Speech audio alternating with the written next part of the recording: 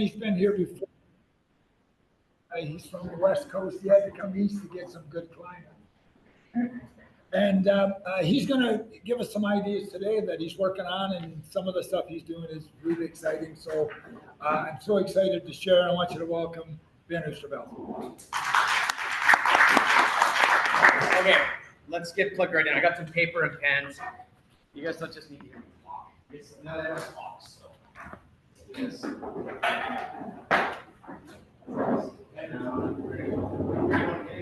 That's fine.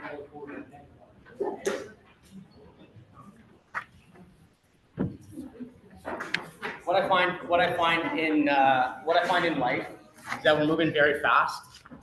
Like things are moving very fast, and so sometimes I have to actually try to slow down just to kind of think. So I run retreats and different things. I've been doing that for years because it helps me kind of like just check in. And I think some of the most powerful ideas and motivations and things I've ever got was just stopping and thinking. But so I'm going to help facilitate some thinking, and maybe we can just take a second and take a look at your business. So I want you to look at this, one of my favorite questions ever. What is the one thing you could fix that would change everything? Take a second. The one thing that you could fix in your business that would change everything. I'll give you a minute. You need a pen? Yeah. Anyone else? No, okay, you want this work? Good. Pen? Good. Think about it for a second, guys. This is way easier to talk, and you guys can do work. Just sit and drink coffee now, see? So one thing that you could change that would change everything.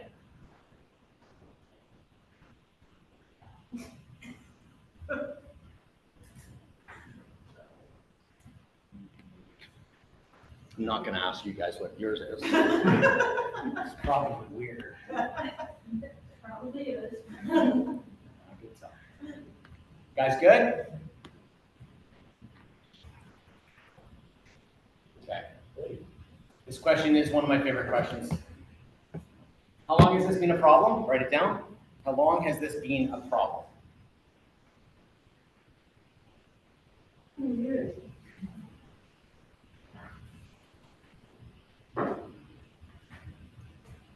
Next question. Do you know how to solve this problem? Do you know how to solve this problem? Okay, next. Write down what you've tried before to solve this problem. What have you tried? What have you tried to solve? How'd you try to solve this problem? Is this live on, where is this? On your site? Yeah, it's on Zoom. Hello, everybody. It's like one guy's like that sometimes. Okay. What have you tried to solve this problem? What have you done to try to solve it?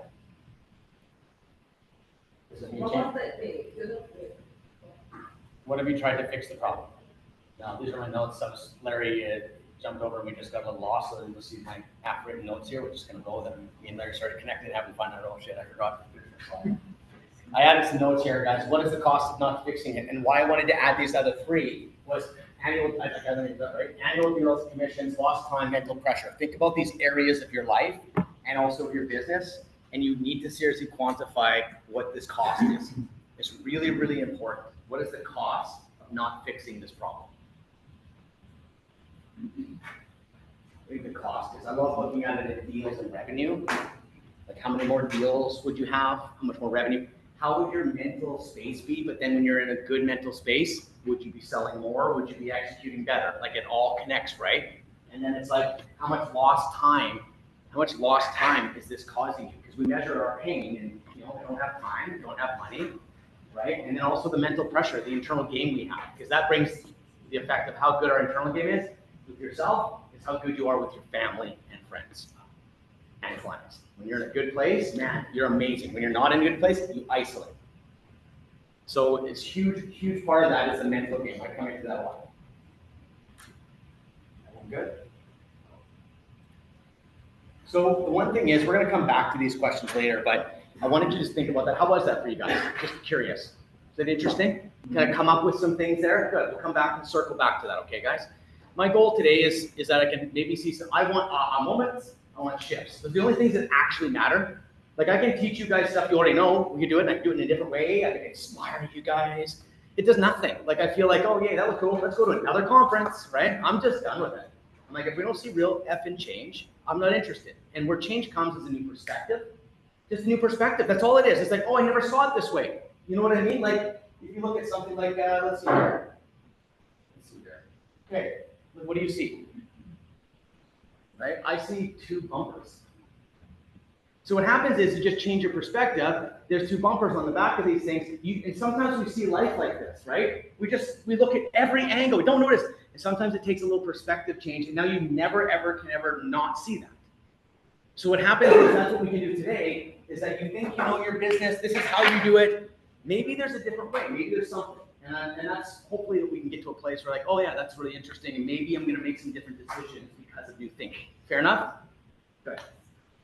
But I just wanted to say one thing is that change only happens when you actually do the work. And like even asking the questions and actually doing the work. Because there's no shift without it. So, Well, you could have a shift where yes, if we want to be proactive, or we want to be reactive is when we get really sick. And all of a sudden we're really sick going, oh, I guess I should have taken care of my health. Well, that happens to us, which is very motivating to change us. I don't want to get like that. Or you've got a feast and famine. You didn't take care of your prospecting and your aftercare. You'd be too busy serving clients. You didn't actually take care of your business. Guess what? Oh, that'll motivate us to change. So I don't like those moments. So yes, if we do the work, we can avoid those things that hit us. Like all of a sudden we got a big tax bill. Oh, wow, I guess I should probably figure out financial planning. Like I just know, I coach real estate all over North America. Same problems. And I'm trying to avoid, we don't have to do those things. We can build together and like you said, do the work ahead of time. And yes, totally agree with that one going, let's not get our ass kicked by life. And when it does happen, we actually have some controls and we got some systems in place and things can take that. So kind of a holistic view. And I love that. You do the work, it's like, that's like, yes, you do the work. So knowledge is not power because we all have Google. We have all the answers. So what we do is we ask the wrong question. How? Can you show me how? Well, you already know, just Google it. Like AI, Google it. Yeah, but I'd rather go see a conference on it. Like, you're not gonna do anything with it anyways. Like, are you? Like, why not find one thing and implement it? Like, it's a different process. So I just don't think that knowledge is even powerful. Action is powerful. In action, you learn, you make mistakes, you can fix things. Like, action is like everything. So if you look at your calendar from the last month, how much time was dedicated to solving this problem? If we actually held accountability, like, hey, everyone open their calendars. Let's talk about this one problem that can change everything. Let's take a look at your calendar. What the fuck? Like, let's use is it in there? Are we actually solving the one problem that could change everything? It's a really good accountability I put on myself. I do that with my team, with coaching clients. Like, man, I gotta get my website ready. Cool. Do you have a CRM? No. Which one's gonna help your life? Which one? No, but I should be doing posting on social media. Absolutely, cool. Do you have any past client care? No. So you're doing social, you're gonna get more clients and then they're just gonna fall away afterwards? Okay, cool. Like, you understand, like, what's the most important thing in this business, guys, to help you bring clarity on what you should do next is the coaching you need. You don't need to know how to knock doors. Just what's the most important thing to do? And you guys are smart. If I can get you in the right spot, you'll solve these things with support. You actually don't need the how-to. And it's a really weird thing. Don't search how-to. You already got it, so you're playing this weird game in your head. I'm gonna search on Google and figure it all out. No, because you already know the answer because it's all there. You guys with me? Okay. So today, that's my thinking. I'm gonna try to shift your thinking today. I'm gonna tell you a little bit about my story. Raise your hand if you guys have first time you've ever seen me. I'm curious.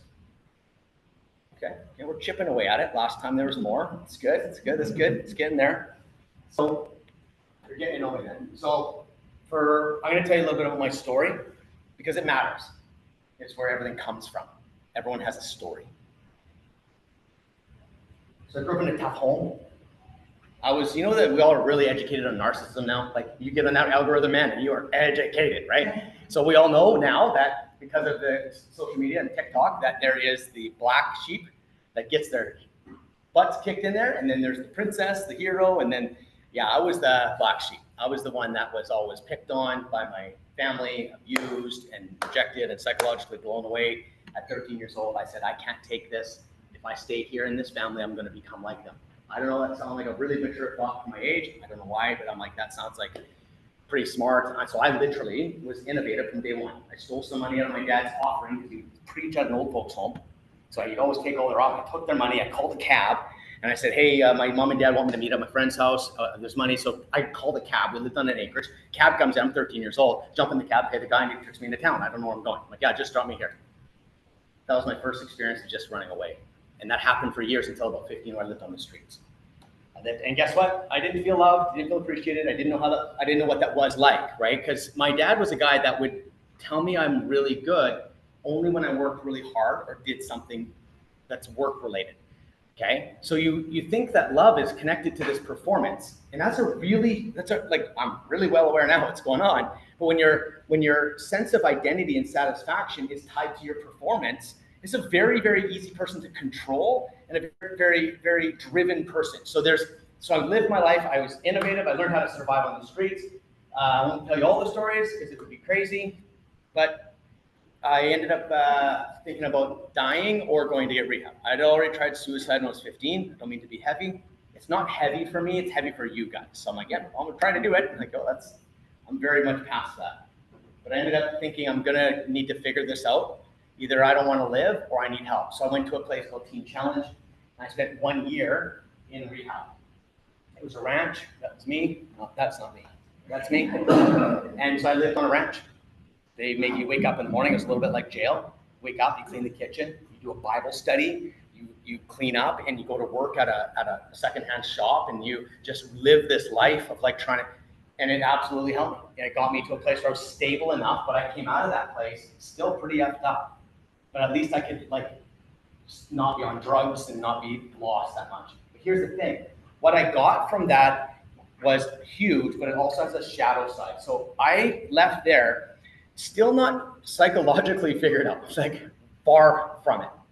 Angry, rage, I had depression, anxiety, and I was driven beyond driven to find a sense of love. And so I had this weird framework. Looking back, I knew this. I didn't know this then, but I was number one or nothing. I don't know if anyone can relate. You don't need to raise your hand, but it's like if I hit number two, I'm a loser. It wasn't just like, hey, not bad. No, I'm a loser. And it was so deeply ingrained because it's like I need the number one to feel the feeling that I thought was love. Okay, I'm getting real deep. Is that okay? Okay.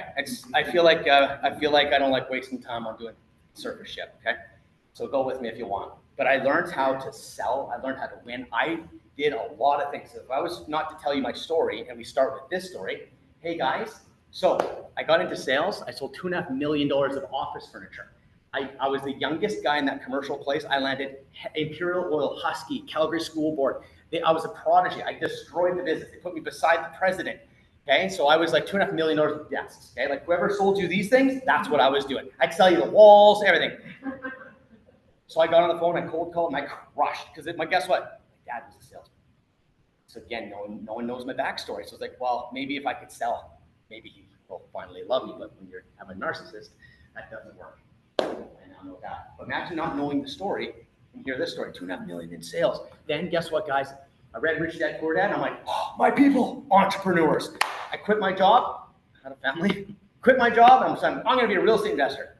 Like before I had investments. Like I was making $150,000 a year, like in the early 20s. And I'm like, I'm going to do this. No problem. Like so dumb. Why would my kid ever do that? Anyways. So 14 months later, it's 41 properties with like 15 investors. So I got investors in 4 different cities. And so pretty crazy. Like if you don't know my backstory, it's like, wow, that's crazy. You're amazing. I'm like, well, I was driven. I probably wasn't the nicest guy at home, but I had to drive and drive and drive. So I went and I learned that. So I learned that my work ethic is wild. I can absolutely outwork anybody. I'm really happy for that. Like I can grind. Now my identity is not tied to it. Now it's a cool tool. So it's okay to be me, and it's okay. I got a gift from this as well. There's always two sides.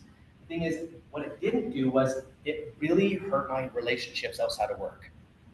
I'd come home at night and I was still trying to be number one as a dad.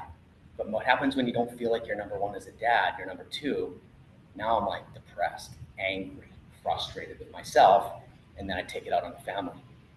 So there was a time, I'll tell you a little bit more about that. So that was the side effect that happened all this. Next, with my furniture, 61 properties I ended up with in my 20s. The thing is though, I learned some lessons I want to share with you. I went through the 2008 crash with 61 properties. I didn't know. And remember, I'm a guy that's creating my identity around performance. So that was like absolutely crushing. I'm looking at investors and trying to say, hey, well, can't sell now. Like, but we need to sell, Ben. My whole entire financial plan is gone in the dumps. We need to sell this property. Like, we can't. Now, not now. I'd be like, dude, we can't. I'd be fine. Holy crap, I was dying inside. I was losing my mind. I didn't know what to do. I was way too young. And we ended up working through it though. And we ended up selling some properties, buying some out, and we had to navigate this. I've learned a lot of lessons through that. And today we hold a small portfolio of property, and I have 0 investors. My father-in-law was my last one, and we've sold those properties, and it's so wonderful not to be telling someone that, hey, I'm gonna make you money. But if I ever did it again, there's one lesson that does tie to you guys. If I ever did that business again, the beginning, so like when you list properties, you know how you're like, man, I gotta get this price reduction. I got it. And we're like, what happens is at the very, very beginning, if someone says, Ben, how do you get price reductions? Like, it happens the day you list it. And not like I'm just saying the conversation of honesty has to happen. That's all. So it's like, hey, look, John, we're gonna list this 750,000. I really believe it's 700. And so here's the thing, if you're gonna go that way, like it's an honest conversation about price. Well, here's how the market goes. If the market goes down, how are you gonna be? Like if the market starts crashing, let's say a neighbor lists the house and it's 100 grand less than yours, what do you want me to do? Because I'm gonna ask you to lower the price at that point so we can get ahead of him. Because that's what happens in a down market. How do you feel about that, John? Imagine having these scenarios at the table while they're signing the paper. Now what happens is you don't ever have those weird moments. And that's what I learned about investors. Watch this. How could you lose in real estate? Look at the last 100 years. It always wins. I didn't go good. Right? I learned that's a very painful lesson. It's like, and then, man, I thought it was going to be good. Yeah, me too. I was a good investor though. Like I didn't think it was a good investor, but the market was there. That's the lesson. That was the honest conversation. So during the crash, I had to reposition. So I had a bunch of money in the bank, and what do? And I thought, I'm going to coach. Because over the last bunch of years before that, I was working on my life. I was working on psychology. I was taking everything I possibly could to fix who I was. Like I just wanted to not be mad, and I wanted to be a benefit to the world. I want to walk in a room and raise the energy. And I wasn't like that, but I studied and learned, and I put myself through coaching, and I had life coach. I had amazing psychology stuff. So what happened through this whole years of my life, I was digging and digging into human behavior. So I know lots about psychology and a lot about human behavior because of just working on myself. I was very motivated to do that. And so I knew that I could be a coach, and I knew I was really good at what I did. So I thought sales coach, okay, sales and marketing. And of course, just like anything, I blew it up pretty quickly. And let me back up. I'm going to go back. I don't want to miss this lesson. When I had 61 properties and I bought all these, and it was a 7-year time I had 61. The first beginning was 14 months, and I got 41 properties. The biggest lesson that sticks with me today and how I build all my businesses and what I do is growing too fast can screw you over. I thought as fast as I can grow, and we're taught that in this industry, guys. If you can do 10, do 20, 20, do 30, 30, do 40. No one's talking about the infrastructure. Zero conversation about infrastructure to deliver what you promise. And so what happens is that when I was in there, I had 61 sets of books to do. I'm a real estate investor. I'm doing books. Oh man, I'm 27 years old. Okay, I got to figure this out. But figuring it out on 4 properties versus figuring it out on 61 properties, I'm telling you, it was just, I was up 24 hours a day. Like I was such a beast at home because I was never sleeping. I'm trying to figure it out. I didn't know what to do. It was in my 20s. But I was honorable because I'm going to be number one. I'm going to be number one and make sure this is done. So I want to tell you, when you grow really, really fast and you don't build out infrastructure, you actually break it. It breaks. That's what happens with all the agents I've ever seen. You grow, and then you're too busy to do whatever it took to grow because you're busy servicing clients, and you're like, oh shit, I got nothing in the pipeline, but I made some money.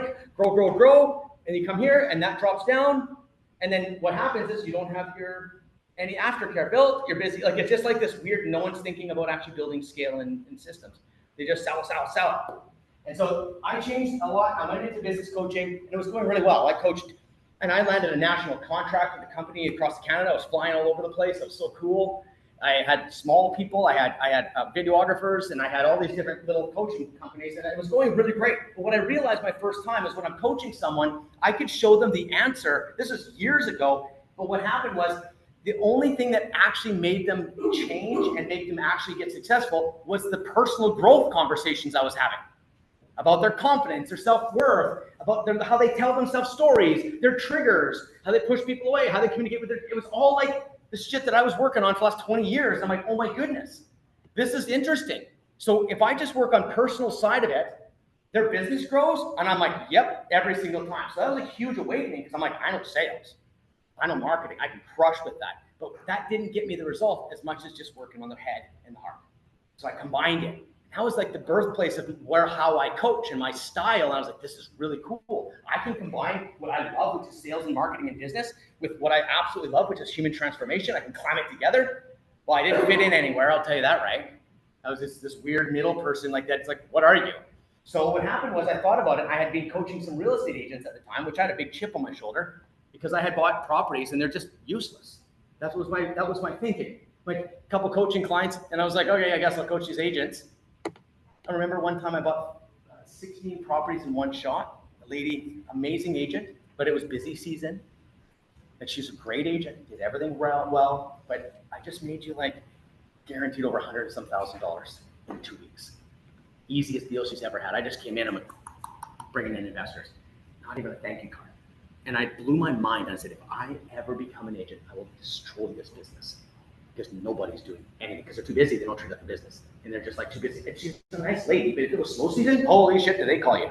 I'm some big investor. All these people start calling me all the time. I'm like, and it's so lame. I'm like, I know what you're doing. Why don't when you're busy, when you didn't need me? And now that triggers our old feeling of childhood. When you say that, hey, I like you, it's not about the transaction, and then you don't call them for 2 years. I don't care how good you are. It sure looks like it was about the money.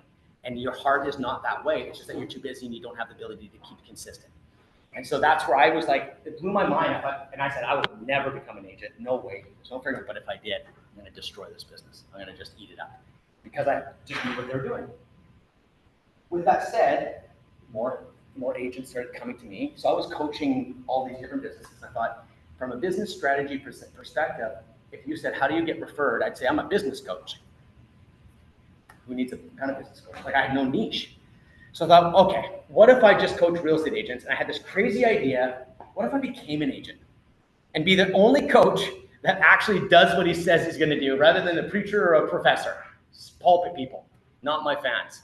They love to tell you what to do. And I'm like, what have you done? And I'm hardcore. I got a street guy. I'm like, what's your, show me your stuff. Don't tell me. Talk cheap. So I did, became an agent. And I said, guys, this is the first time I'm ever going to do this. And the last time I'm going to do it, I'm going to launch. So I invented a program called the Real Estate Launch Program. Very creative. And I talked to the Edmonton Real Estate Board, and I think somehow my broker said it was his meeting and let me use it every single week. Because of that, they changed the rules. But I was coaching out of the board, and I had 12 people, and we'd meet every week. And I said, I'm going to be part of the group. Long story short, became Rookie of the Year. While coaching, running retreats, and masterminds, I became Rookie of the Year. My first year, I did 440K, 0 lead gen. It was just all through what I do. Next year I did 660K. So first 2 years I had $1.1 million in Edmonton. Okay, it's a little bit different. Toronto, I probably would have been like 65 million. I don't know. But here's what happened, guys. So when I was looking at this, and I was looking at building this agent thing, and I was like, here's the problem. And this is what I saw over and over again, and my heart just jumps because I'm like, guys, this is what happens. You got your family, you got fun, hobbies, travel, and friends. Okay. But over here, you got prospecting, client service, aftercare, and your team. You have these two demands happening at all times. And what happens is the advice you get from most coaches, so in real estate, there isn't business coaches. There's none. They are sales coaches. Okay, so I've learned that all the way through. They're like, what's your numbers? Make your calls, time block, make your calls, time block, make your calls, make sure you time block and get your calls. Do your follow-up calls, do your pop buys. It's all good advice until it's too busy. And then a business coach needs to build the infrastructure with you. And that's the problem, right? You get stuck. It breaks. It's just because you're busy. And it's making money, but you could be making twice as much. You got deals falling apart, but hey, making money. And so I looked at this, and the people that I was talking to I remember like one guy's like, I never want to let my clients down and I never want to let my family down. I said, well, here's the problem. Put your hands out. He went like this. I said, if you're getting pulled this way and getting pulled this way, there's only one place it's going to break, and it's you. And he was a $400,000 agent in Edmonton, and he had zero systems. He was just a hardcore hustler. That's like the top of the game for hustlers. But how was his wife and kids? I don't know. How was his clients? Eventually, they'll just have a breakdown. Maybe addiction, cheating. Like you break down in weird ways. Okay.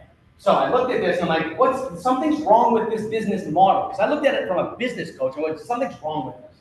So I was confused because everyone was doing it themselves. So this model's broken and it's old. Everyone's doing the same thing.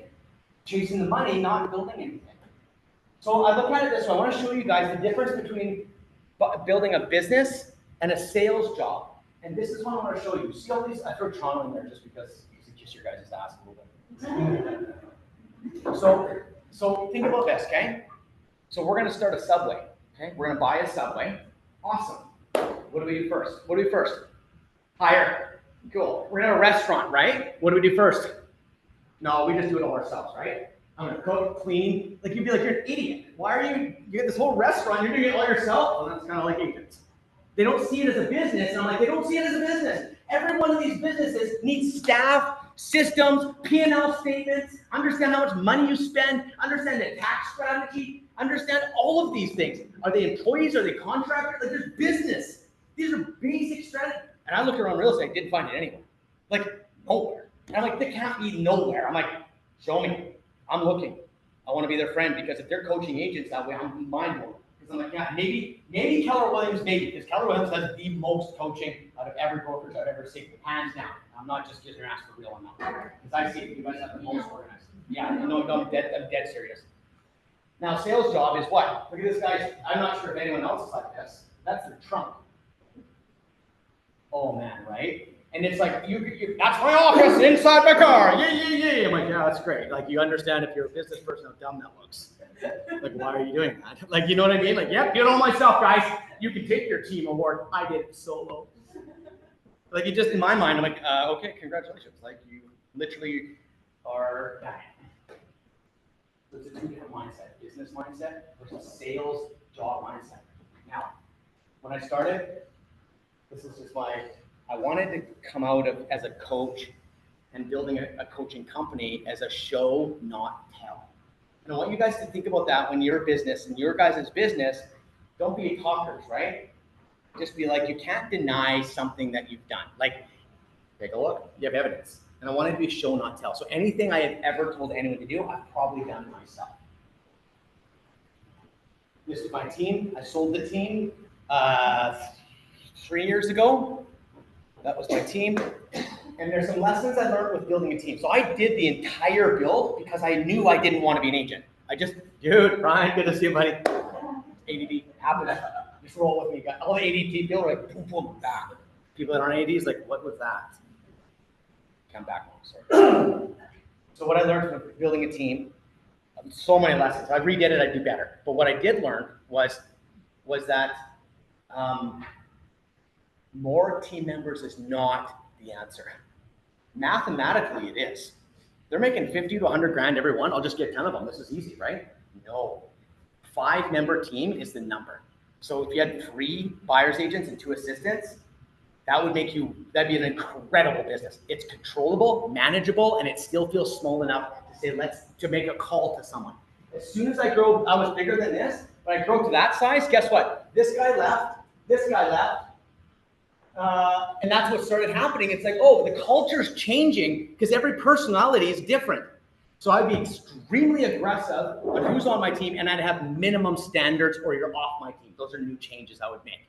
You're not allowed on my team unless you do 10 deals. Like minimum standards.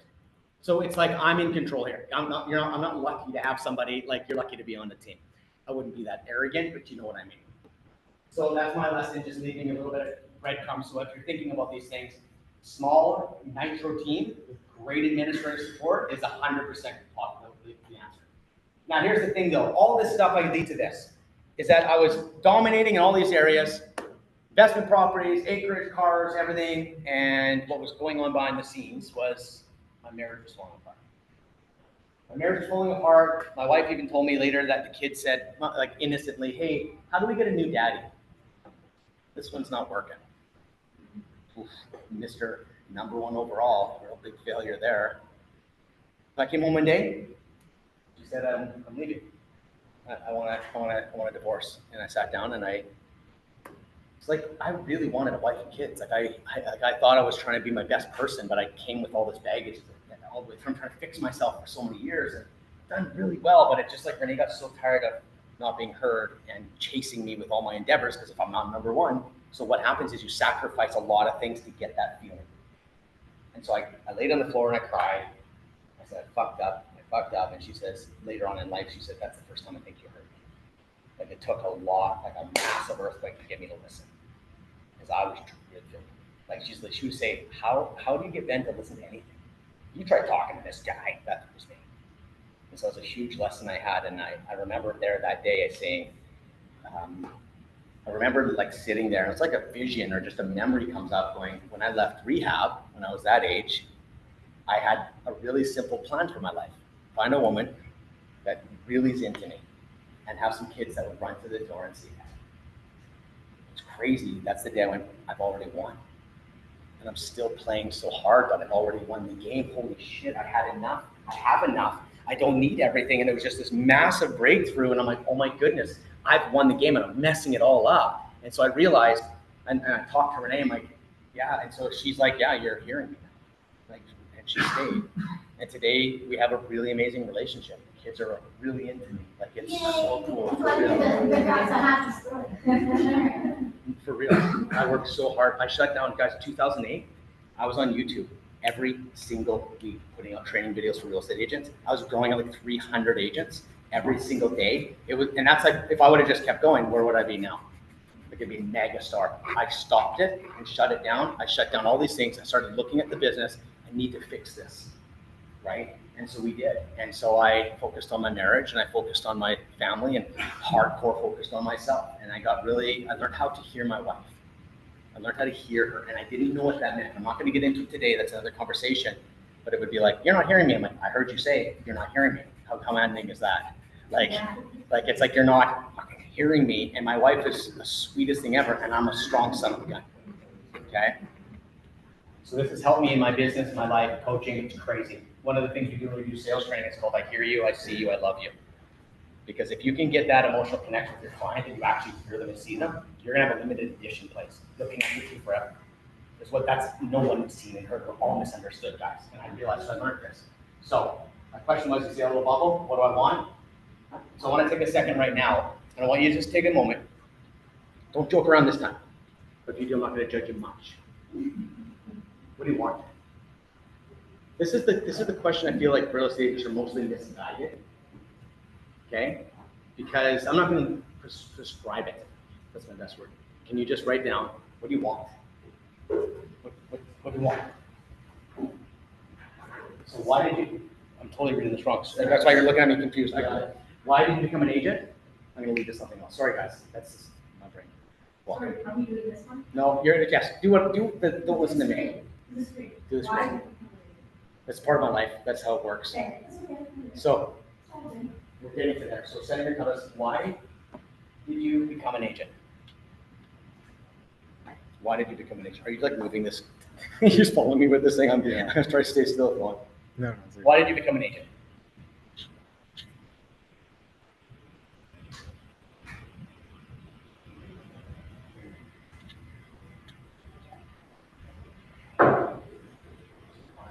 See, a lot of times we don't actually think about these things.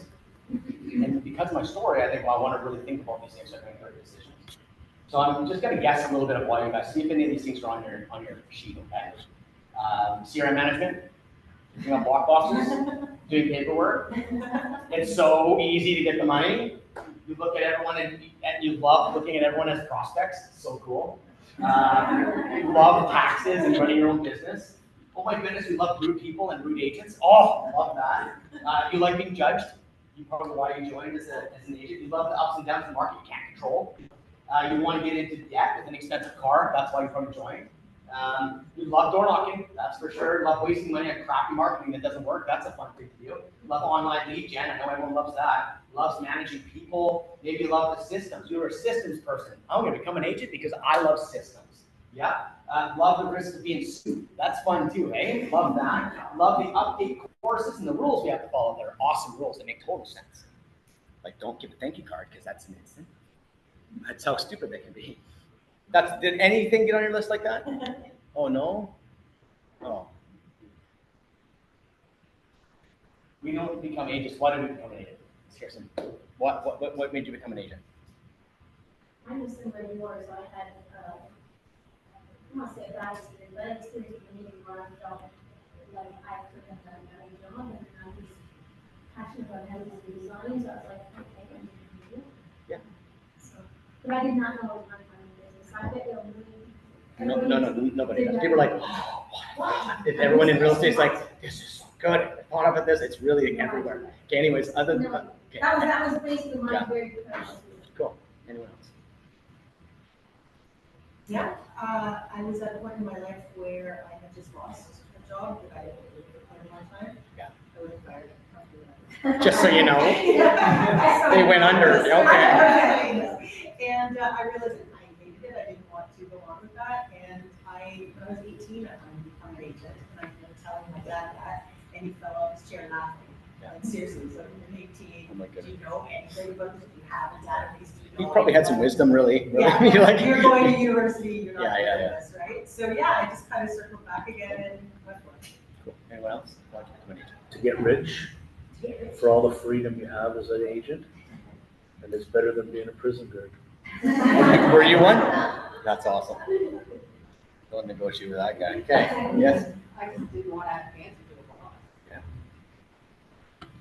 Something back. For me, I worked a lot of hours.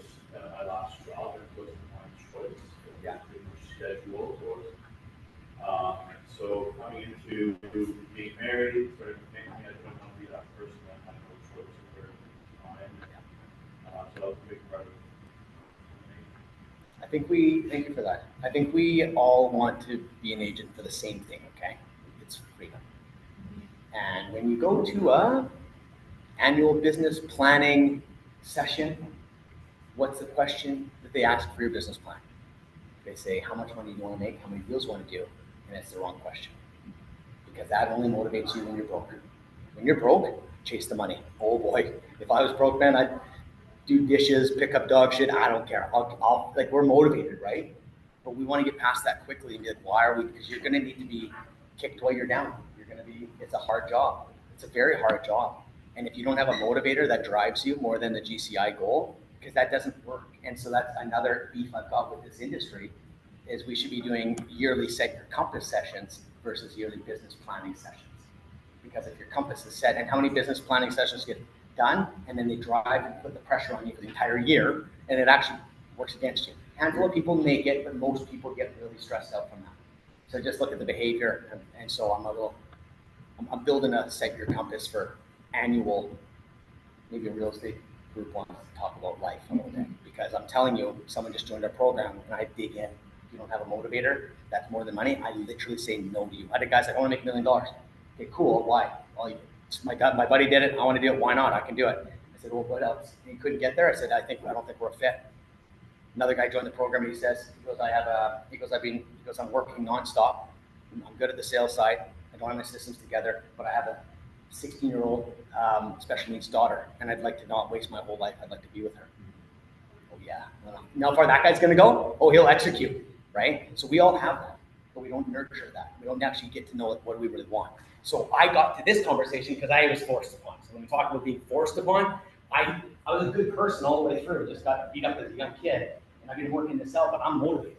I'm motivated to take care of my family. My son's hockey game, I missed 2 of his hockey games. I'm okay with that too. I don't beat myself up, but I wanted to see him yesterday. But like, I'm motivated by my wife and kids and family, and I'm really motivated to impact people and help them find freedom for real, internal and business. So I'm very motivated, but I'm very clear what I want and who I want to serve, who I want to work with. So I encourage you guys to spend some time thinking about yourself, because that'll motivate you. And you'll actually get to a goal that's yours and not someone else's. That's the biggest tragedy. you go after someone else's goal, it's just like, it doesn't matter how hard you work, you're going one direction, okay? So I'm gonna show you guys a model, and this is where I'm gonna hopefully get you guys thinking. This is called the broke real estate model. So let's walk through the story. You guys get your license, or you start, and you got full energy, full of piss and vinegar, let's go. And you start open houses, agent referrals, networking, online leads, door knocking, follow-ups, talking to strangers, marketing events, social medias, and everything else you can do. That's how it starts, and that's what you should do. Do it all. Just go for it. Start talking to people, and let's get those deals rolling. So guess what? It takes 90 days. Oh, got a deal too. Coming into that 6 months, it's starting to fill up this bucket. Then you start serving your clients. You got 5 or 6 buyers, and you got a couple listings cooking, and now look at your prospecting. You're looking at open houses, on leads, maybe a little bit of network. I'll just do what I can. Maybe sometimes, and what happens, the grinder that got you to fill your first bucket is no longer there because you're now serving the client. But here's the problem. You think you're winning. That's the problem. You're like, how you doing? Got 5 buyers cooking, guys. Rocking. It's going to be a huge payday. Nope, you're failing because you're not filling up the first bucket again. And I'm just going to tell you, failing later, not now. You're crushing, but all the work you did 90 days ago is getting paid now, and you think you're done, but you don't refill the 90 days because you simply don't have time. It's not that you don't want to, it's just that you don't have time. Then you're crushing. You got all these clients on your whiteboard, it's good. And then what happens is this part here, all those clients get done, you got paydays coming, and then you look at your whiteboard. Have you ever done this? Look at your whiteboard and it's empty? I have. All of a sudden you're like, look at the board, look at all these deals cooking, and you turn around, it's like a month later, you're like, oh shit, there's like 1 person. And you ever have the moment, you're like, oh my goodness, and then you get fired up again, and it's like a really stressful way of doing it. Now here's what happens. The longer you stay in the business and the longer you keep this cycle going, what happens is this next bucket. And if you look, it's a little more crazy now because you're running 3 jobs. You're not running one. This is now 3 jobs. You're the cook, you're the server, and you're the and you're the dishwasher. What's happening now is your past clients who love you are in this other bucket, right? And there's no chance in hell you're doing enough to say we have a relationship because you got to go back to prospecting. Then you got to go back to servicing. Now you're burnt out. Now your energy's low. And you're trying to keep doing this, right? Some people can do it, keep going, but what happens is there's somewhere it breaks. So this is a broke model. So the next thing is now you're burnt right out. It's empty on all the buckets. It happens. It's like, I got a prospect, I'm tired, I got no deals, and this is a bad situation. Sometimes it doesn't go this far. This is what I would say burnout happens, or cancer scares, deaths in families, divorce. That'll take you out because you don't actually have anything going. Yeah. When do you see this happening as a regular real estate? Sorry if I didn't blow you, but when do you see this happening as the sport your progression? Sure, yeah. At what level does this happen to you? Yeah, I think it's personal. Some guys are wild grinders because the sacrifice is happening at home, so they're going to keep the machine running on their own, okay? But so it depends on your breaking point. It happens at 150 grand to 200 grand. They get stuck at 150 forever, 200 forever. That's always where they're stuck because they needed systems. So they go crush it, make this money, come back. It's like, oh man, and one year's 160, 1 year's 250, but you're not seeing scale. It's just straight grind. And you'll see the guys that get bitter. They start getting a little like, clients. Buyers are fucking liars. That was from a burnt out person, because I would never say that to my buyers. I just wouldn't. It's disrespectful. But when you're this guy, why is it happening to you right now? Just admit it. No, just admit it. Does that help a little bit? Yeah. That's where we find. It's a skill. It's a measure. Financial situation, not a year progression. It could be. No. It could be either or. Yeah, I got guys coming in at 20 years in the game. Guys coming in at 1.5 years, catching it before it really goes. But income level is usually where I see it common stuck points, okay? So what happens though is now you're out of energy. This is the worst place to be, and this is what I want everyone to be very scared of. Burning out and getting to that place, you know what happens? That can last you 6 months to a year to 2 years to get that energy back. Because when you burn out, man, you went way past your breaking point. And so now this is the hard part. Real positive today. Now you got to restart, and now you've got a little bit of energy left. But can you go back to the days when you first started? How much you grinded? Never, because you're broke and you haven't had a few $100,000 kicking around. You've never had this kind of money, so you're like, yeah, right. When you're making $5 grand, it's only $5 grand. I've got 10. I've got a whole much more. It's a different game if you have to do it again. Way harder. Raise your hand if you had to do it again. It's hard, right? Very hard, because now I'm like, man, because you're good at the game. And now you got to play the game as if you're just a newbie again. That's hard, man. So then you get into it, you'll find that again. But then if you do it again, there's only a few rounds you can make until you're like, I'll just join a team, or I'll just do this, and I'll just whatever. Maybe that would be the answer. But here's the model that I believe in deeply. This is the one that we've spent so much time working on. So here's how it works. You look at this, because look at this. 2 buyers. This is the end game, okay? This is the end game. You can work toward it. But at a certain point, you want to build your admin team. Admin team first. Never bring on buyer's agents ever until your admin is done. If you bring on a buyer before your admin team happens, you know what happens? You're going to become a extra paperwork, which you hate, and now you're a teacher, a manager, and you're not giving value to the buyer agent. You're like, well, I'm not getting any value. I'm doing my own paperwork, I do this, and you're taking 50% because you don't have value. The value's in the administrative support. You get an assistant, we're going to book all your showings, we're going to do this. You actually can build a great offer to get team members, okay? So you always start with this, part-time transaction assistant, part-time after the sale assistant. Now those 2 jobs are part-time. Like you'll pay maybe $800 a piece, maybe $1,500 if you max. Like it's not much. Most people are paying way too much for admin. 2 part-timers. Why 2 part-timers? One goes, the other covers. How many people have lost a main assistant? Raise your hand. And how was it? How was it? Hell. And how have you recovered fully yet?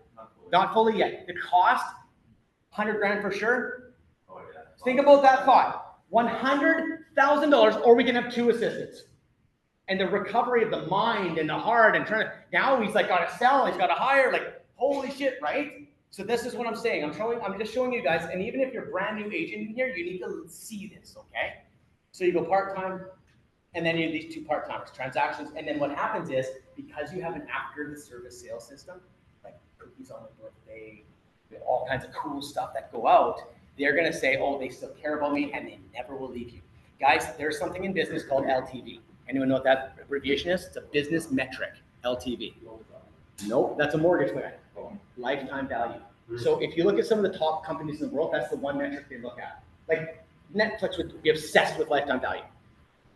He'd let you down, eh?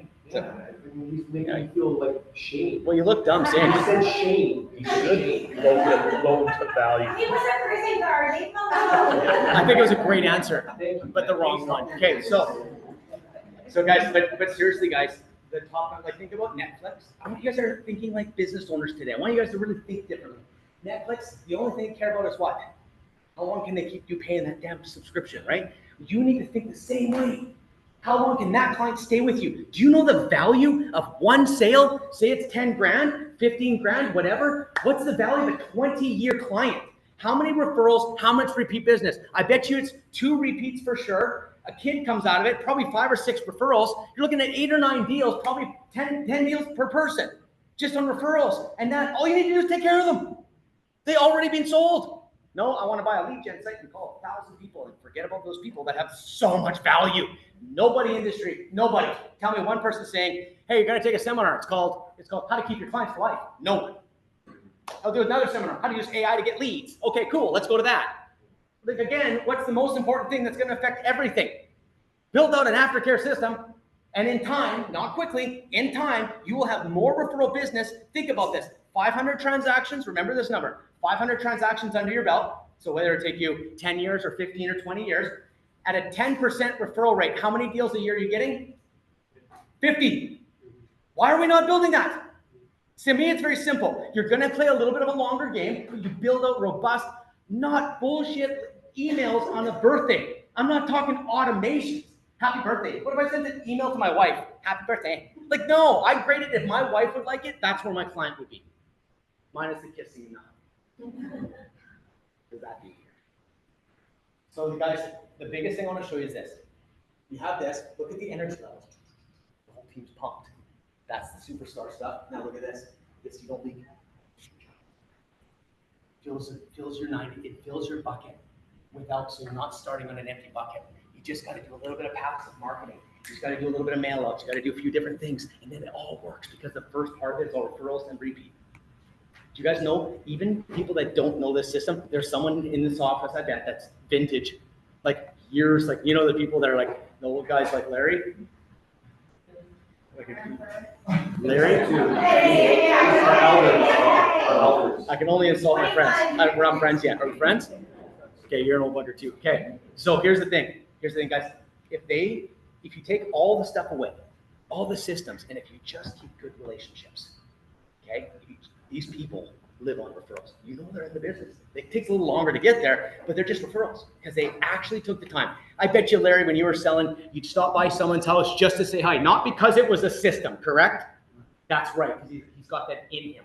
You meet Larry and you know he cares. Guy impacted me in 5 minutes. We talked to him in this room and I'm like, I need to be friends with Larry.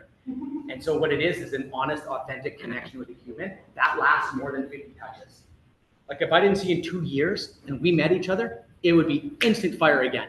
We don't need to, Larry, it's Wednesday, just want to touch base and how you doing? I got that on my list to do, follow up with Larry. Like they feel it. And yes, that's important too, okay? It's important to have those follow-up systems. But if you do nothing, and if you just kept relationships, you'll build a referral-based business. But that's really hard because you just can't do it. Because if you're actually going to build relationships, you need to have some support. You had an assistant and some stuff, yeah. So you could do that. You go be the people guy, right? It's making sense, everyone? Mm-hmm.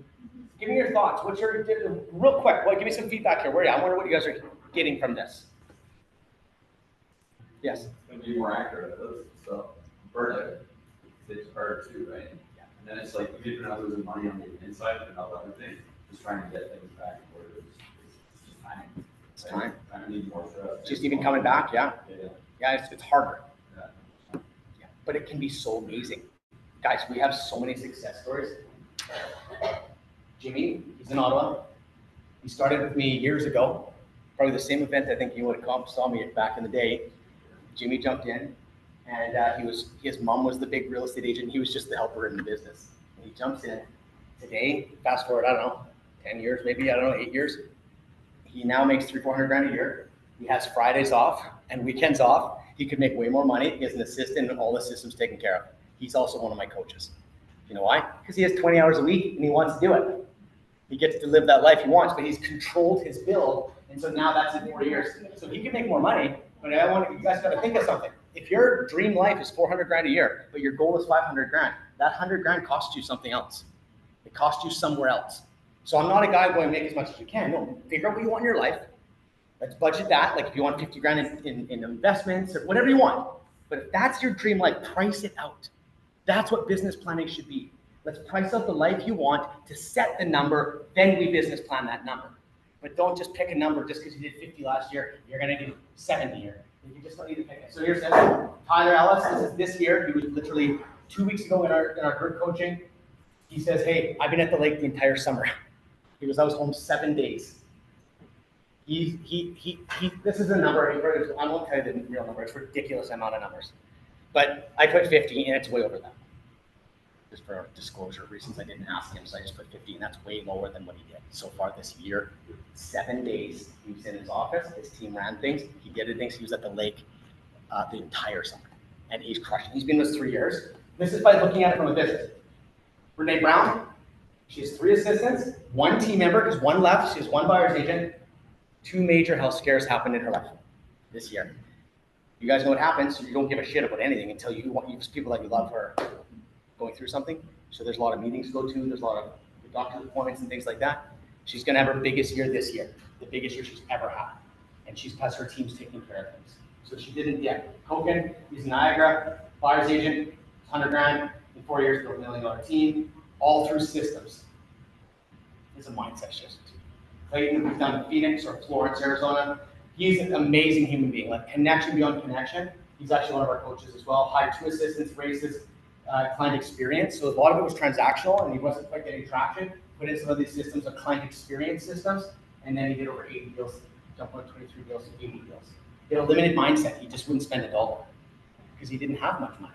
It's a very difficult thing. He didn't have much money, but he had to hire an assistant. Like it's a stuck place. Once you have an assistant, you get more money.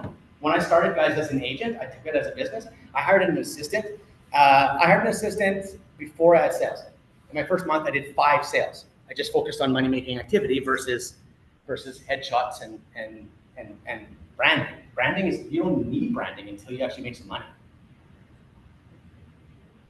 So on your page, what part of your business needs attention? What part of your business needs attention? Where is the place?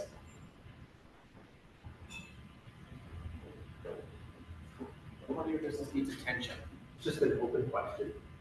I'll write it down. People write it down. Just give me a second to think about it. But yeah, go ahead. I was gonna say social media.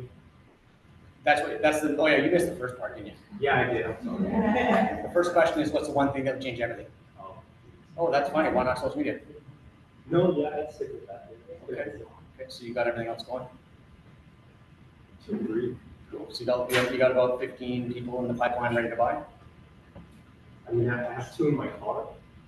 Like you kept them in your car? Dude, it's hot. They're all like stuck there, we like, So you get to give them the key. Okay, let's keep going. We'll keep going. So what I want to do for the rest of the time here, guys, is I want to actually help you with your businesses. And leave here, maybe I can give you actually contextual. Because you come into this place, want to shift your thinking, but it's like if there's something if you feel comfortable about it. If not, maybe privately if you want, but I'm gonna seriously be like, hey, where are you at? I can try to get you unstuck and maybe shift, give you some strategies, challenge a little bit of what you're thinking, gently. And I'm not arrogant about it. I'm just gonna show you a different way potentially, or maybe confirm what you're doing. But again, one rule of thumb is I'm just me. I'm just me, and I'm not anyone that you need to listen to. Genuinely, if you feel like it fits, it fits. Check your own gut. Like, you don't give your power away to people that are on stage. That's the worst thing you can ever do. It's such a highly authority position, and I do not want to do that. I've been used and abused in my life. I've been inspired and purchased shit before too. So here's the thing. Anything I have to say, challenge the living shit out of it. Does it fit me? Is it for me? Great. That's for him. Mine's me. Build your own life. Build your own business. I tell my kids, do not listen to the teachers if it doesn't align to what you think.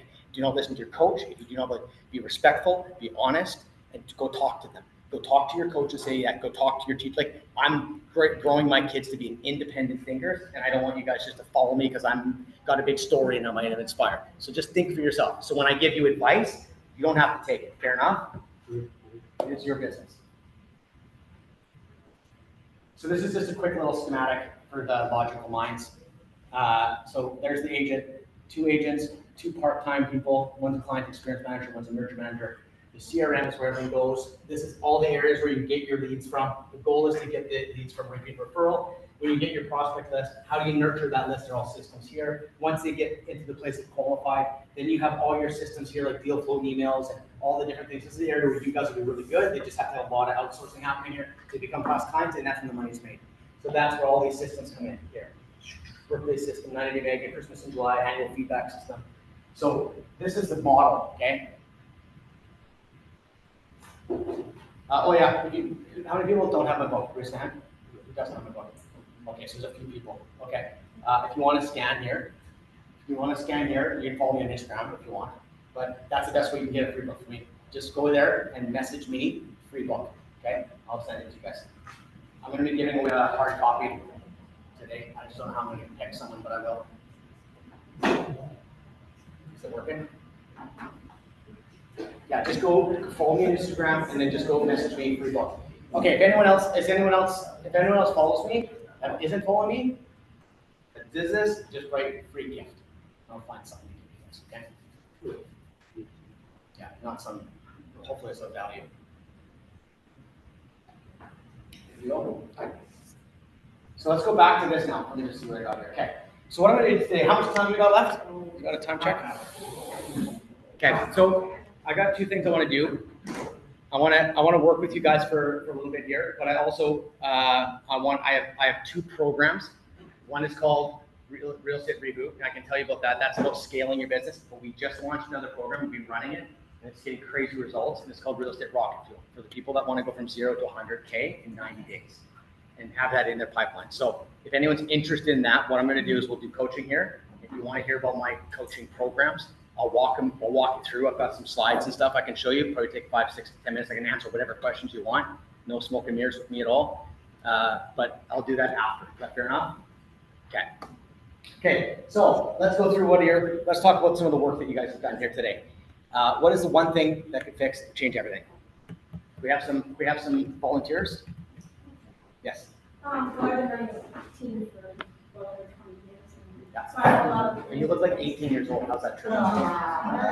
Four grandkids, so yeah. That's amazing. Thing, yeah. But what would make my life easier at this point is if I had qualified leads that I just went on appointments. That would make my life like, because I can get them when I go on, but that would make my life, everybody else is here too. Yeah, so that's called the Holy Grail. Yeah, the whole, Yeah, So I've that never would seen make it. my life easy, Rachel. I've never seen it. Yeah. I've never seen that in my life. They sell it all the time online. I've purchased $5,000 packages too, man. Oh, they set you up on that appointment. Yeah. So you want qualified leads. So the only, Somebody just set me do you- up and, well, we just went.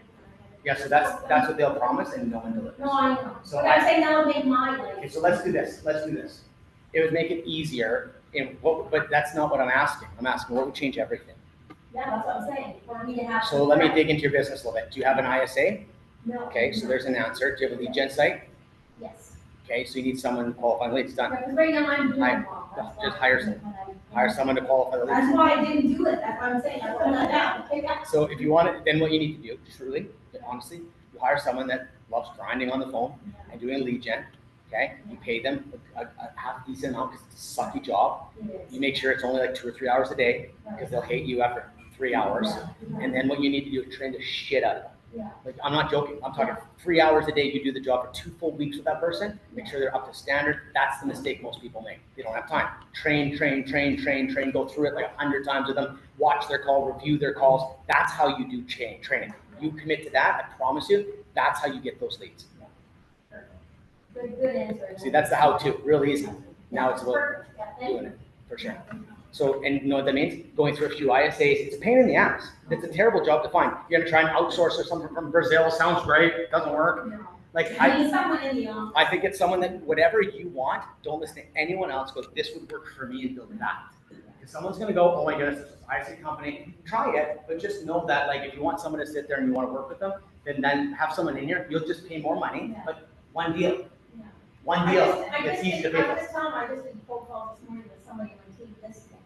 And I made 17 calls and I got 2 appointments. Heard the story. I heard the story 100 times, but you're never gonna have you. No, you never will. So what you need to, you just will never have it. Yeah.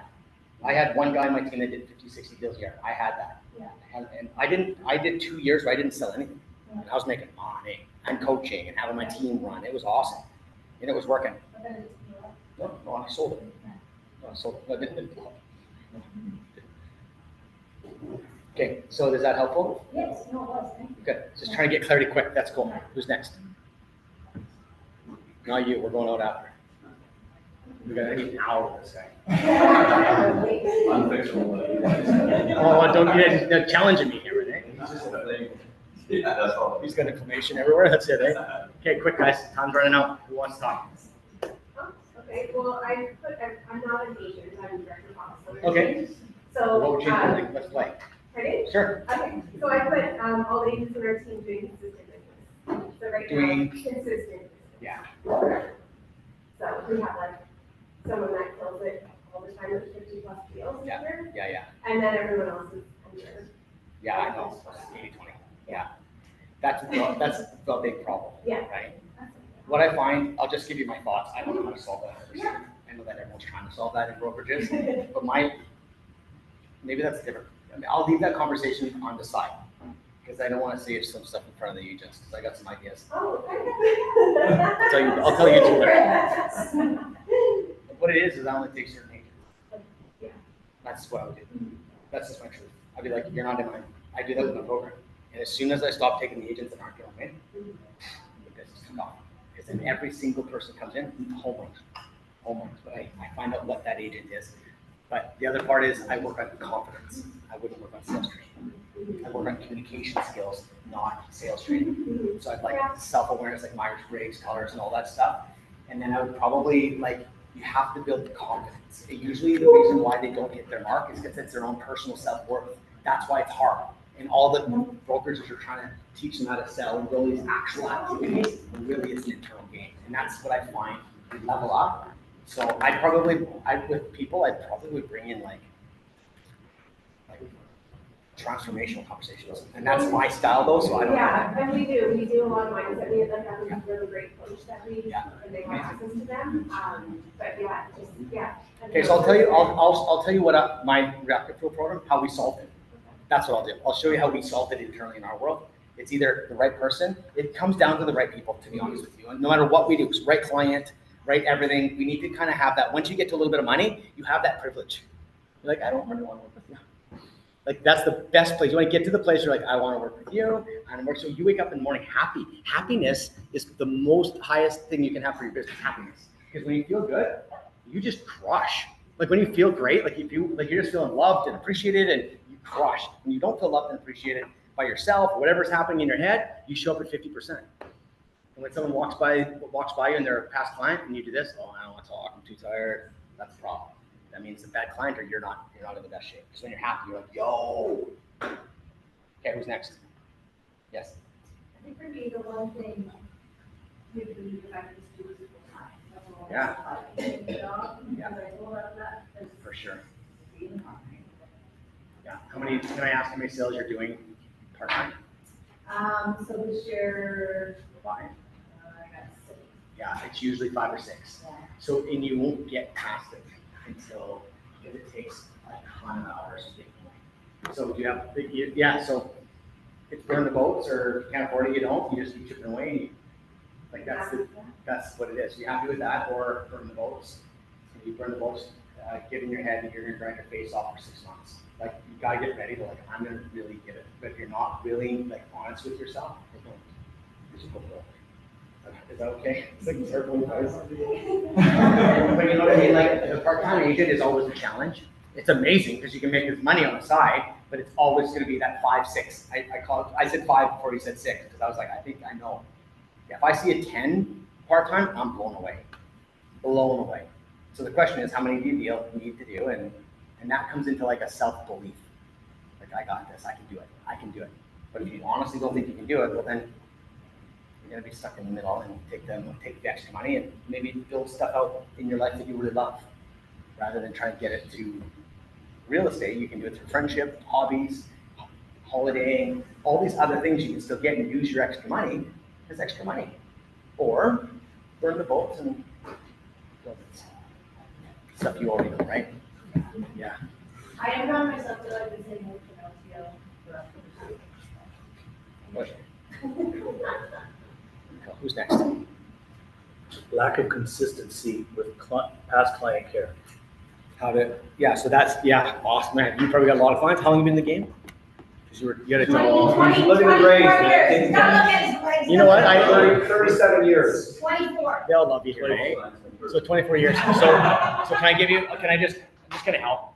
So here's the thing. I would start with a re-engagement campaign that would re-engage all your clients back to you, okay? So what we do is I'll just tell you the system, okay? We do a black envelope, wax seal with their name on it. Inside's a picture of the house with a letter that says, hey, we had more clients like you, it'd be amazing. We're coming into spring.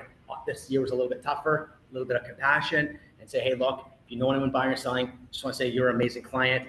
Here's the house. And if you know anyone, let me know. And I would first hit every one of my people as the first one. By doing that, you're going to have to audit your CRM. Audit your CRM. By the way, not your job. That's someone else's job. CRM should not be our job at all. Okay? Is that him? He's your CRM guy? You're taking notes? So what I'm saying though is that you're focused. If I was you for real, if that's the first thing we would look at. Do you have an assistant? Yep. Okay, so the assistant then would be onboarded and trained on the systems that we have and get her to do the work for you. That's the plan. Because then she goes in, she does the re-engagement campaign, and then you start leading into the other things. You just plug them in. So you can do all kinds, but you want to build that. That's the first thing. At least there's something tangible. Like go re-engage all your base. You probably have a ton of people that would be happy to hear from you. Yeah, there's money sitting right there, and it's a wonderful way to start and then turn that into an annual ask for business campaign. The next one you do is a lottery ticket. Say I won the lottery when I met you, and say we're still looking for business. Great, hope you win the lottery like I won with you, and that's the next one. The next year, it's going to be just a gift card, but every single year you re-engage your base. Always around that January, February, March time, you hit it out. That's a good idea. I like that. Simple? Yep. Okay. How-tos are fun, and everyone thinks they're really awesome, and then no one does anything with them, so good luck. Okay, who's next? 1 or 2 more. Is this valuable? Is this okay? Yeah. It's okay? Okay. Anything else? I think Larry just slowed down on his door knocking. So There's more of that for everybody else. I can go into, guys, I know stuff from like how to get leads. I know how to build teams. Like I'm like fully equipped. So like shoot it at me now. I can give you. Never done business. First time. Yeah. We talked to you over any new guys have never done business. Nope. Where do they start? Okay, so here's the thing. I'll give you my best strategy. Straight up. I'll give you everything, okay? So as a new agent, what I did is where do we need to find the business as fast as possible? So forget all this bullshit about like building headshots and business cards. Cut that all out. Like, just get a stupid one. Who cares? Don't care. I had a blurry picture on my for sale sign on purpose, just so I could tell you guys I crushed it with a blurry sign. I did. They gave it to me blurry. I'm like, fuck it. I wanted to, because I'm a coach. I was always a coach. I'm like, I'm gonna show everyone how it doesn't matter. I'm gonna sell houses on blurry sign all day long. Doesn't matter. Okay. So here's the deal. What's the fastest way? Where are the clients? Okay. Where are the clients? Guess what? What I want to do is I want to find other top agents because I know that there's people that are really busy, have no clue how to do systems, right? And they're doing the broke model. They're back and forth. Oh man, how do I get someone to deal with my clients? Only I can deal with my clients. Those guys don't have an assistant. I can do it all myself. You get the new guy to hunt top agents and bribe them for deals. Bribe them. Watch this. You're a top agent. Hi, what's your name again? John. John, I'm a new agent and I'm crazy eager and I'm going to crush. Do you have any leads that you could just pass my way, even crappy ones? Do you have anything? Yeah. Now all of a sudden you're busy. You're like, holy shit, I'm losing money. I hand over fifth. Okay, awesome. Great. So now let's say no to me. No. Okay. But you have leads though? Yes. Okay. So I'd be willing to pay you 60%. I'll take 40. Oh, actually, no again. I'll take 30. I'll give you 70. I'm the only guy you're going to send deals to. I'm bribing you. I got lead flow in 5 seconds. I got 5 deals from Pete Wardell. But I did warn him. I said, he had a team. And I said, I'm going to close these deals fast. I said, I'm never going to stay with you. He was my buddy. And I said, you got a team. I said, I don't even know how to open up a lockbox. You know what I did? I'll tell you what I did. I was already successful. And I'm coming in, but I wanted to prove this business so I could have a story and have a case study so I could be on here and tell you guys the story. What I did was I said to him, can I work for you for 30 days for free? That's how I started with Pete Wardell. This is old school, balls of steel, fastest way to the top. I needed to learn how to do lockboxes and all this shit about real estate. I knew how to sell. I knew everything about real estate. I knew nothing about the real estate agent business. So I worked for him. I literally was out there putting in signs, getting lockboxes. I was just this, and I spent 30 days learning as fast as I possibly could. So when I showed up, the new guy field was gone. Okay. Then I said, all I want you to do though, and so then I started and I said, give me some deals. And he's like, he gives me a deal. I call back, yeah, landed. Goes on, landed. And now he's giving me deals. His team's not getting deals. They're all coming to me. I was 50-50. So I have 5 deals, man. Okay. So target the top agents. Because look, forget the whole thing. Target the top agents. They're all wanting help. They're going to try to recruit you to your team. And if you want that, sure. If you don't, say no. But they have no systems. No one has it. So use that to your advantage. They have no clue what they're doing, and they're busy as ever. Oh man, we do this in our own coaching program. Like, hey guys, if I have some of my clients are, would you ever just give deals away? Absolutely. You want to help me? Man, you need a sale? And they're all just like, please, I'm losing these deals. I'm paying for lead gen. Now they're on another strategy. Yeah. Okay. So you want to take over a neighborhood? I did it real fast myself. I started door knocking. And found a for sale by owner, so calm free. Are they around still? Purple Drex, calm free. They change over time. So anyways, so I went and knocked doors, found a lady that was listed, and I said, and so first of all, you need to have 2 or 3 touches before you can go to asking. You want to build a relationship. So I'm like, hey, I'm going to be in the neighborhood. I'm representing this neighborhood. But yeah, see that you got a house here. Great. I'd love to see it. Like, that's easy. Cool. I don't got a buyer or nothing, but I'd love to see it. I'm just going, okay, great. And I said, well, if you want, what I could do is come back and I could price your house and just tell you why it's not selling or why, well, maybe there's something I can do to help you. And I promise you, I will never ask you to list this house. Never will ask you. You have no objection. I killed the entire objection. But guess what? I'm chasing the referral. So when you're training people, tell them to chase the referral because it changes your whole mindset. You don't chase the deal. Now you already smell that on you. I'm literally okay with them never listing with me. But if I could blow their mind, build a relationship, I'll chase the referral. But I might get the listing. Because I didn't sell, I wouldn't take it. I'm just not going to ask. So she goes, okay, fine, real suspect, but she'll take that deal. Came back, priced the whole home, showed her where to change her a couple of layout things. Like there's a dresser. She walks into the door, and I give her a little bit of value. Left, okay? Came back around again another week later. Hey, how you doing, Darlene? Good. I said, okay, cool. I said, let me ask you something. It's not selling yet. I said, how about this? I'll make you a deal. Because at this point, I found her husband has MS, and it's stressful. I'm thinking, okay. I said, Darlene, I know you don't know me, but if you want, I'll list this house for $500. I said, if you want, said, I don't know. Like totally suspect now. I I said, no, like your husband has MS, you're trying to move. I said, I would love my sign on the lawn. And I said, so it's not just like I'm being helpful. I'm like, I said, $500. She says, no. Okay. Came around again, still didn't get sold. Go, hey, you want to do it? She goes, yeah. So I listed the house, okay? Now they get to see me work. So we've got the photographer, we're doing our things, I'm helping them out. Guess what? Sold it for $5,000 more than they were listed it for, okay? I made $500. She instantly referred me to another listing, her friend. During the first open house, I picked up a buyer who bought it, sold a house where I made $10,000, and I picked up another one for $10,000. So just by me getting that listing for $500, I made $50,000 within the 6 months period. So I skipped the whole thing. So another strategy, if you got balls of steel, like real crazy, you could door knock an area and say, hey, how you doing? I would say, how are you doing? My name is Ben. Here's the thing. I have a strategy. I'm looking for listings. My strategy is this. I'm going to list a house for free. Do you know anyone in the area looking to list a house for free? But don't think I'm crazy. I'm just not going to spend all the money on those flyers that you're going to throw away. I'd rather just give it to you. Ooh, that does make sense. Ooh, you're smart. Yes. Do you know anyone? I'm only going to do one in the area. Do you know anyone? No? I'll go to the next door. No, boom, boom, boom, boom. I'll do it. Doesn't it make sense? Pretty good strategy, right? That's what I would say to them. I would be open. It's a strategy. I get my name on your sign. If I sell it, you're going to tell your friends, and all the friends are going to see me do open houses. You're going to get the thing for free. I don't got to pay for any marketing. This is a good deal, right? And people are like, this guy's so smart. That's what I would do to restart. Those are my things. I would just hack the system. That's why I did so many. I did like 80 some deals right out of the gate, but then I was really good at connecting. The aftercare was wild. I had a lady fire her agent, paid $1,500 to actually be me as her buyer's agent because her friend was so impressed with me. It was year one. And then she's like started traveling with us. She said, can you be my agent? My real estate agent just sold my house. I'm like, no, like you're under contract. Okay, comes back the next time. You're my agent. Oh, I am? Yeah, I paid $1,500 to get out of the buyer's contract. Can you help me now? Like for real. Like that's why I thought when I started as an agent, I think the behavior is chase the referral. That's your mindset. Chase a referral, never chase the deal. It changes your whole mindset. What do you do when you're chasing a referral? You need to get to know you. You gotta have, like it changes the entire strategy. So that's a hack to sales training. And then the next thing is I do things for free until I don't. It's super fast. Helpful? Yeah. Okay, how about we show you, okay, here's what we'll do. One last quick question. Or are you guys good? That was good enough? Okay.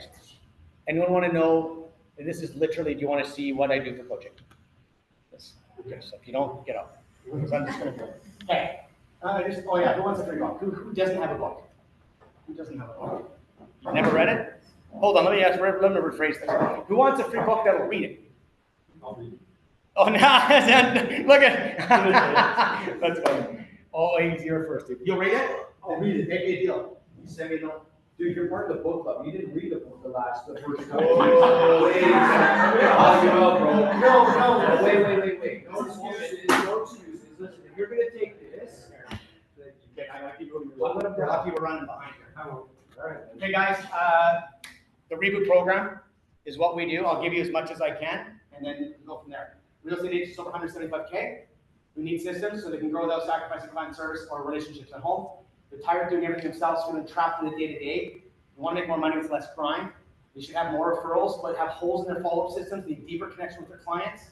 They're done training before, and they have the knowledge and the tools, but they haven't been able to put the pieces together. I look at it like you have the Lego set, you just need the instructions. Like, what pieces do I get first? They're open to being challenged, very important part. You gotta be open to being learning and challenged, and want help getting out of their own way to finally unlock the next level of the business life. The stuff that we do is we help you hire, manage, and coach your assistant. They join the program with you. Help you permanently fix your follow-up systems, help you put in at least 5 critical operating systems, put in aftercare systems, stop the energy leaks in your business and in your life. That's massive. Shift your employee mindset to a business owner mindset, deepen the connection with the clients, holiday while your business grows. Right, that's all we do. Right? You hear the celebration. That's the game. We don't celebrate the GCI. We celebrate, man, you got to go away. Like that's the ultimate goal we're trying to celebrate, that you can actually go on holidays and your business grows. That's the ultimate goal. Like making more money is easy, but imagine making money when you're on holidays and you're actually on holidays, not just doing this. Like that's a cool goal, right? So increase referrals year over year, always be moving forward, and you never burn out again. So this is a little sketch, guys. I'll give you a little bit more than I give other people. So the system build up team. So we don't sell coaching by the hour. It's an old model where it's like, I meet with you, we meet with my team, you give you a coach, and you can do an hour meeting or a half an hour meeting every few weeks. Like that's usually what you're buying and their library. That's what the competition's doing. I said I would never build that business because the more I grow, the weaker my coaches get. Just the diminishing asset. It's a bad model unless you get the top guys. I'm sorry, that's how it is. Because you just keep going and the more bigger I get, I'm now a recruiting coaching business. I'm not a coaching business. So the model has always been that way, and we've flipped the whole model on its head. So you get a real estate coach to do a 60-day sprint plan every 60 days. Someone that like Jimmy, Clayton, these guys are all mentored by me. So now what they only do, we can scale way better with less coaches because we then give you a project manager on your team. Every 2 weeks, sit down and do an implementation meeting. So here's how I look at it. You're driving a shopping cart, you ever hit a little rock? Like your business is nice and big and it's abundant, boom, you hit this rock. That rock is so stupid. You know what it is? I didn't order my thing. I didn't do this. I didn't do this. So what we do is 30 minutes. Where are you stuck? Where's your plan? What are you doing? And we do something on that call. So like we call this, we book the assistant, we write the ad for you. So we have someone that's going to walk with you as a project manager for the whole time. So you have 24 sessions like that. And you get sessions with a personal one-on-one session with coach. This is why we need this team to get results. I'm involved. Always get me. So on Wednesdays, I do group. I don't do all of them, but there. And on one Friday a month, I sit there on my computer for hours, and there's drop-in. People come all the time, and they drop in, and you get access to me. I wasn't going to build a business that eliminates me. The next thing is a program concierge. Anything you need. What do you need? It's high service. It's like, what do you need? Okay, yeah, boom. And so it's not like you're ever forgotten. That's one thing I never wanted to do. And we also have a coach that's dedicated to coaching your assistant. Now, coaching your assistant is not just doing paperwork. Because a good assistant figures that out real fast. But what assistants need to learn is, first of all, how to do the systems. So they get to learn all the systems. What the assistant needs to do is treat you differently than normal people. So it's like, how do you help a chaos person? Like, well, I sent the email and the guy doesn't listen. So did you try audio text? Did you try that? So we're like supporting the assistant to be amazing for you guys. Like you don't have to, we have so many skills and experience with that. We'll just train them the way they need to be trained to work with your type of industry. And then they mastermind together as well. So there's like a whole room of these assistants all world, like North America wide. And they come in and there's 50 or 60 of them, but we end up breaking down the systems. We walk through it and then they can back and forth that you don't have to. So you just send them to coaching, okay? And then also we have a tribe, the best tribe we've ever, like it's amazing. We have agents that are, it's more like 200 plus, $200,000 and plus. So you come in that world and you get to be part of an amazing group of people that are going to be driving their life by what they want. They're all making money. They're all trying to scale. They're all trying to build their systems up, okay? So that's the build-up team. So the one-to-one is the implementation manager coaching. And then group coaching is on Wednesdays. We break that up into specialties. So you come in, we do our wins. We break it up into mindset, sales and marketing, operations and systems. So you don't have to be sitting in a group talking about shit you don't want to talk about. So we have them all separated and we bring in coaches for that day. You just pick your room, bring your problem, leave when you want. Just come and go. So I'm giving you way more information than I normally give, but I wanted to give you guys more. So a sample year build out would be like hire your project hires. You might just want to hire depending on where you're at mentally. If you've never hired before, we get you to do a project hire first to get used to having someone do one job, easy to hire, so we get rid of all the friction. Just get them to do one mailing. Hire, you learn how to hire on the smallest scale to get you momentum. If you have an assistant, we change your plan. Red carpet, champagne close, CRM, re-engagement campaign, 90-day Megan, birthday system, delegate paperwork, monthly P&L statement. What an idea. That's basic business. You should know how much you spend every month and how much you make every month. Anyway, so go through all these things, deal full emails. By the way, this is just a snippet of a custom build out, but this is very similar to a lot of people's. And then the lessons we ask you to learn is 1, 2, 3, 4, 5, 6, 7. Set your compass, measure what matters, win the listing, your relationship with your energy leaks, work on find and impact filters. If you can have a business like this, you'll probably be better off than most agents ever. Like you're not just top 20, you'll be top 1% of actual businesses running. This will get you so much freedom. So that's year 1. And then we have an ascension program, that's year 2, which is really focused on building your brand. Once you got your machine run, we amplify it. We have a video production crew that brings videos in. We're leveling up massively. We do VIP retreats, social media extraction retreats, different things like that we now have. And then we have a separate room with me on Legend. So you build the system first. Once the system's built, then you amplify. Most agents know what they do first. They amplify first. Social media, all this different stuff. And then the business is blowing up and it's working, but they have no infrastructure, so it breaks. So I say, sorry, you can't do social media right now. You need to have a CRM working. Like, it's just basic. I'm sorry. I want to do it. I'm a crazy marketing guy. Love it. I can't wait to play with that. Oh, but you don't have this. So very much keeping the accountability to the build in the year one. Okay. So that's kind of what we're building there. So these are some of the people that we have. This is in the program right now, Chas. I finally took a few weeks off, confident that the work would keep running smoothly. 2 weeks in the camper without a single former name. That was this year. Okay. 2 months of coaching. She's got her CRM. She's launching a re-engagement campaign. Birthday is next. And by the way, Bev and Doug, who I saw this morning, love you guys. Whoever knows Bev and Doug, she's like, they love you guys. She was talking so highly of you guys, and they're crushing. They've been a year. They're about to jump into the Legends program, and that was thanks to Larry for making that connection. They were saying thank you to Larry today. So that's the Rocket Fuel program. But first, they speak very highly of you as well. Oh, thank goodness. That's paying them a little bit, at least. So, yeah, thanks. But is that, so here's the thing. Does that make sense? Okay. So you see kind of how our model is a little bit different, and that we want to build a business that's for busy people that aren't going to do the job. So it's like, we know that you're busy. It's like, how do we build around a busy person rather than try to change your behavior? Just time block. Yeah, I've never done it before. You got to start time blocking? No.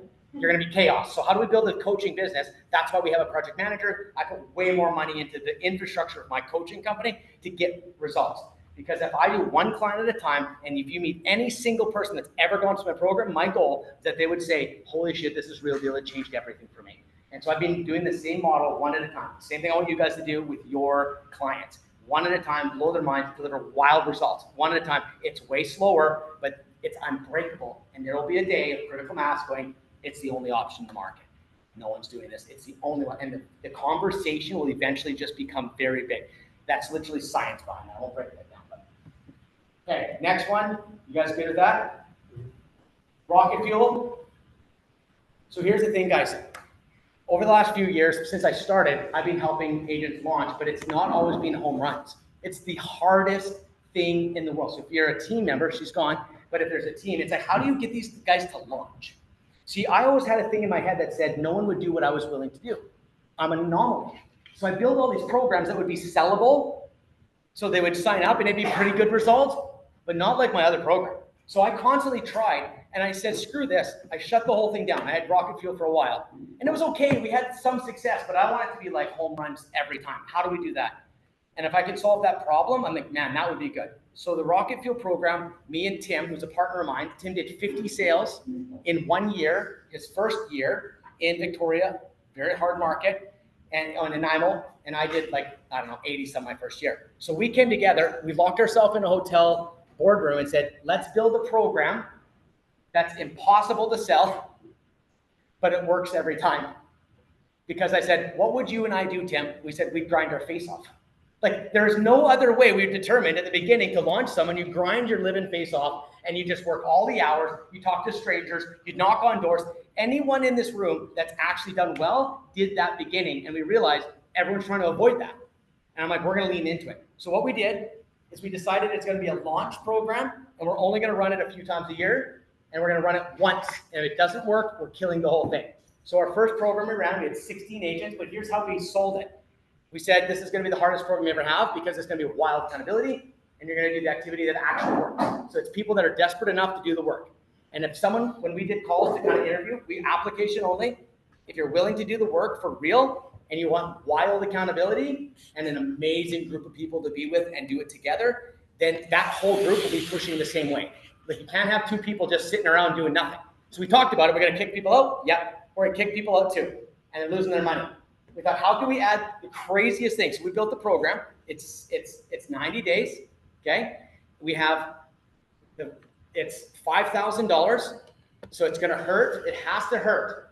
I've learned this over and over again. I can afford $300 a month. You will not be successful. I guarantee you it doesn't hurt enough. So $5,000 for 90 days. And we guarantee you that you will have a deal under contract. Okay. So it should be a guaranteed money. If I don't have a deal under contract, we'll work with you until we get a deal under contract. No extra money. So we made it, so we eliminated the objection. The next thing we thought was, okay, and so we got them on there. We got 16 people that committed to this crazy program. We do listing training. We do my entire system is asking, following up. We teach them how to ask, how to follow up, all the techniques, and how to do what we did. Strategies, going after other agents. All the strategies are laid out, market research strategy, all our stuff. And then I said, and then we set it up, and we did 16 people. The very first meeting, we said, okay, guys, you made it through the gauntlet to get in. You're crazy enough to join this program. You're our beta testers. Thank you for joining. Now we're going to ask you guys to quit today. Because if you guys are every single day, we have a WhatsApp group. It's very tight. I'm involved. Tim's involved. Every single day, we have an app, full app built. So on the app, you can track all your numbers. Everything's built fully custom. And if you don't do your daily numbers, you get kicked out. And I said, you lose all your money. But I'll let you out of the program right now. I will give you $5,500 to leave right now. And I'm telling you guys this, and if anyone joins, I'm not honoring that, because now it's a scam. But I'm just saying, for these guys, I wanted them to leave if they weren't serious and put their money where their mouth was. If you don't do this program, you're kicked out. And they all said, no, we're in. Take my money. I got this. So we had this group, and here's the result. It's crazy. $1.6 million in new business secured in 90 days. These are the results of this group. They did 2,561 asks. That's one person gets one ask. That's how many people were asked for business. Follow-ups, almost 5,000. Action promises. That's how you get trust. If I promise that I'm going to be here at 9, and I show up at 9, I'm trustworthy. If I promise I'm going to help you out with something, I'll help you out with something, we build trust. So we really want to focus on that with these guys. Handwritten cards, physical exercise. Every week they got to do exercise. Gross commissions, actual take-home money was $112,000 in their pipeline. Now our pipeline is called a 1530. That means not bullshit leads. Someone that says, I will buy or sell with you today or up to 18 months. That's the leads that we want. Those are guaranteed leads. You just got to take care of it. Okay. So this result is what? 5 of the people in Rocket Fuel, this is the first one we did, signed up for another round. Okay. And so the next round, it's working the same way. The confidence is going up, the fear is going away, and man, they're asking for business, and it's class. We're not hardcore used car salesmen. We don't want to embarrass anyone. We learn techniques on how to start real conversations. But what happens is you get brainwashed that be thinking of, I didn't ask. I talked to this guy, but I didn't ask. How do I ask? How do I do it cool? Yeah, and that's what I mean. It's a complete shift in thinking, because the one thing not happening with new agents is asking. They're not asking for the business. They're doing everything else. So we bring in the ask. That's the main fundamental. It's very simple. These are actual people that went through the program. I'm not going to read all their stuff, but it's like tons of stuff. So if you guys are interested, this is Rocket Fuel. You can apply. That's November 20th. That'll be, but we're doing a little extra. So November 20th, we're going to have a runway because we don't want to fail.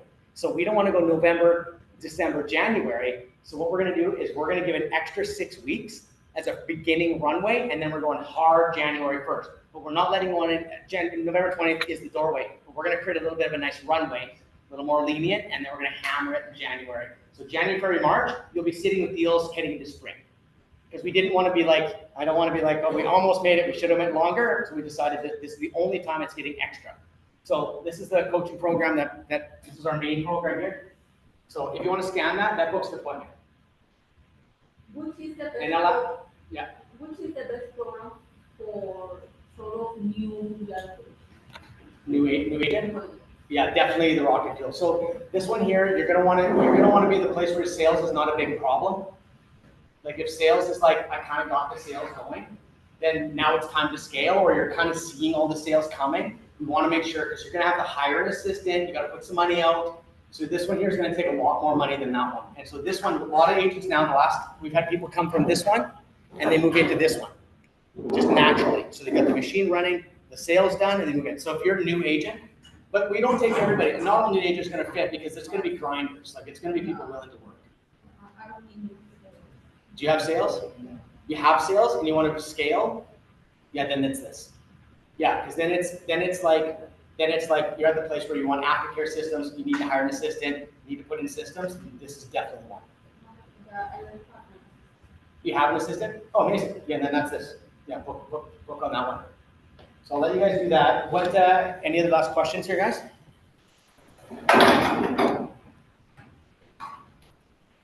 Okay, one word and I'm done. I want one word or phrase from this day. little bit of like what it is, what's the takeaway for you guys. Try to go fast, try to give as much as I possibly could today. Let's start with you. One word or phrase or what? Well, like what I got out of it? Yeah. Oh, man. Want me to get back to us? Management for me, like I just, yeah, it's that assistant project manager. This isn't a real estate thing, this is a business thing. Yeah, So no, I'd rather say this is all business. I could be, how many guys come up to me, they do coach, contractors, mortgage brokers, but I'd be hard. And we're just on this, right?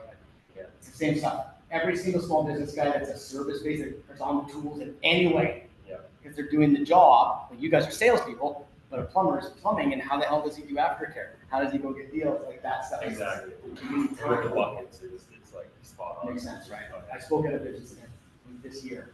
Yeah, just don't have an offer for anyone like that, but yeah. So you got management, good, hire some, change your whole life, man. What are the things you might have different in this life? Cool. I just think the separating the kind of the was prospecting and aftercare just puts things bigger view, other than like the little stuff. Yeah. So I think that's really Awesome. That's the whole, like now it's like you can't unsee it, that's what's, and you have a massive advantage on things like that, so that's great. Things like a business owner and elsewhere. Yeah, right? Yeah, that's awesome. Yeah, if you never lose a client, well then you could eventually launch yourself that way. They were this year is intentional and why, just kind of reiterate, like, why am I doing certain things and spending money in certain area? Yeah. And so it just goes back to like, you need to go back and realize like why you're doing everything and is it working or not? And is it gonna change everything? That line, is it gonna change everything? Now, we do so many things that are just wasted times, or important, but this thing's massively important. And we just kind of, for some reason, not doing that. Yeah. I would say You're just pretty- aftercare relationships, and sometimes just lose track of the fact that people actually aren't expecting you to care afterwards, or just give a shit about them at all, and so I think the aftercare part is important, and it's kind of brought it back in my head. Awesome. Because it's funny, when we began, that's so important, right? Just get busy and it's like, oh, Yeah. I know, right? I appreciate it if but you said, getting bigger, not always the best thing, and I appreciated that. That getting bigger sells stages. Yeah. And it gets you on stage and stuff, like, let's go big, let's do Yeah. this. And it's like, no one asks, what, like, Yeah. I love that. Yeah, maybe you're good. Yeah. I had one guy coach us, it was one of the top agents in Edmonton, and he sits down with me, and I wanted to see if he was a fit. And I chatted with him, and he was making like, I don't know, 800 grand a year, but he didn't have, like, he was a great man, and he knew his family, his kids. And I said, what would be the number? He goes, I said, what would you say if I said we brought you down to 650, and we use 150 grand to build out your business? He goes, fuck, dude, I'd make 250 if I could have my weekends back. I'm just like, we are broken, guys. Like, no, I'm like, this is years ago. No one's still talking about that. So let's keep pushing that conversation. That's for the families and mental health. Two actually, fundamentals, overall with it, and also the buckets. The way you split the buckets down by showing each man versus just the simplistic of that. And how that gets in your head. It's awesome, eh? That there, 20 years to figure that out. Like, you know what I mean? It's just so long working with people and trying to communicate it. And I'm like, oh, You actually also said something on the screen I wanted to ask you. Sure. It's more on the coaching side. Sure. It was just the thing that popped up. Yeah. You had a box that said relationship with fear. Yeah. What? That's like, What was that? Is that what you're thinking with self-doubt? oh, dude, that's like the huge cornerstone of what we do. Like, it's a huge unlock, dude. It's emotional intelligence, and we've got a way to teach it that's like, honestly, man, it unlocks your judgment to yourself. It changes the whole relationship with yourself and everyone around you. It's one of the biggest things I've ever had in packaged it in. So it's huge. Yeah, it's the relationship with fear, the relationship with everyone, your emotions, relationship with yourself. No one taught that. That's so long to figure that out. Like, we got taught not to cry. We got like fighting. I'll just say one thing: stop fighting the fear, because fear is not your enemy.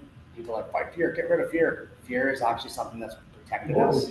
When it's protected us, and served us. If a deer runs out of the road, it says move. And then we're like, I'll give here. And the things like, I just tried to save your life. So there's a relationship that needs to be figured out there. And deer's getting its ass kicked, and the whole world's trying to kick deer's ass, and it's just an emotion. That's like kicking happiness ass. Exactly, and we need to evolve that thinking. So that's my favorite thing. I talk about that all day. It's a huge unlock. It's not. I think that's it. Not. Sure. Fine. What, so I was in Washington when you guys started this. Okay, well, forget it. Don't tell him, don't tell him. Don't tell I him. was like, well, one thing, I think a lot of things, I've been talking about before, so. Brian's joined our tribe. So Yeah, he's in it. yeah. 30, 10 years ago. Yeah, right? And I think some extra help, people are telling you to join, right? Totally different business. Yeah.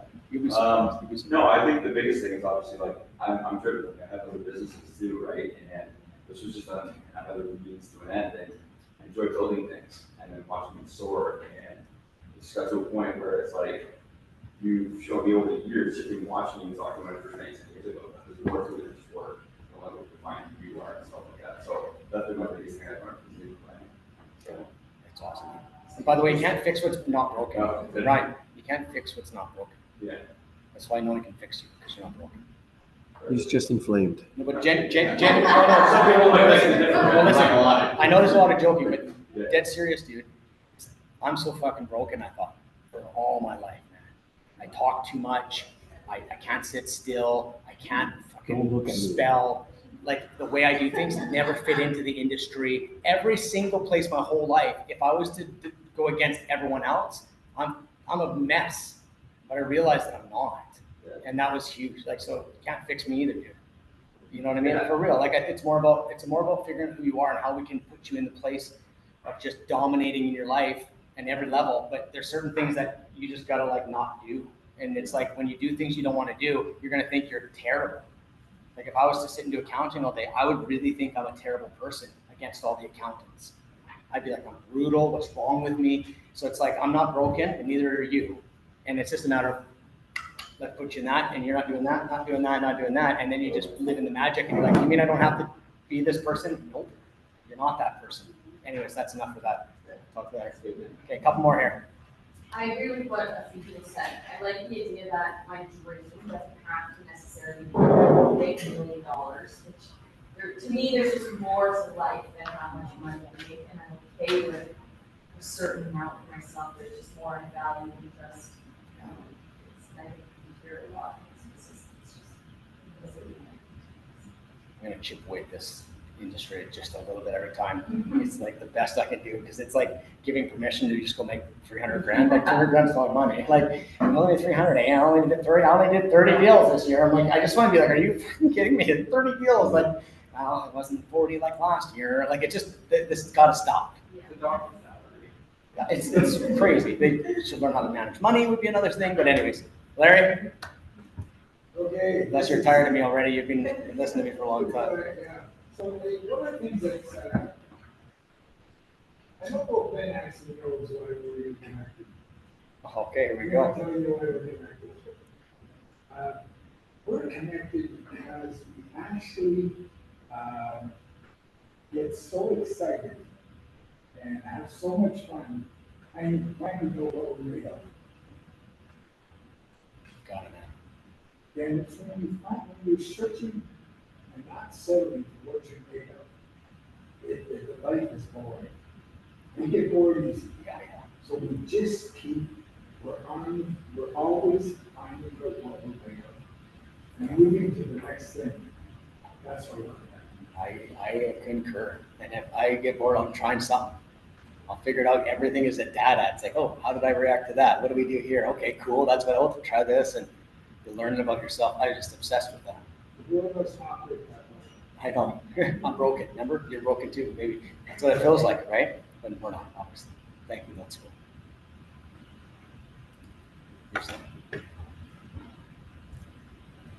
One thing that you got taken away from this?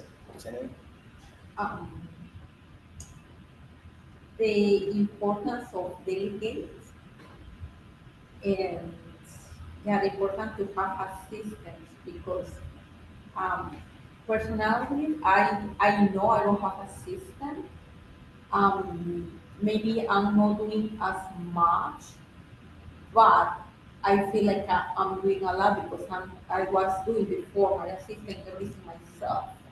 So I until right now I feel very tired because I feel I cannot find the balance between my family, my personal stuff, and the business. So that when you show the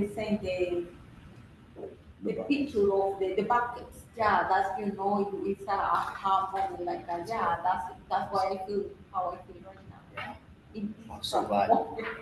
So I was talking to you today. Yeah. Yeah, I see.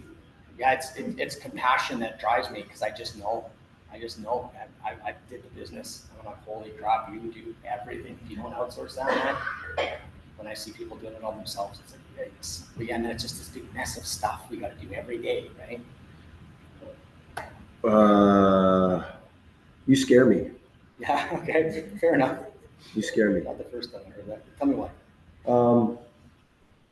Larry's known me a long time. I have never had a CRM.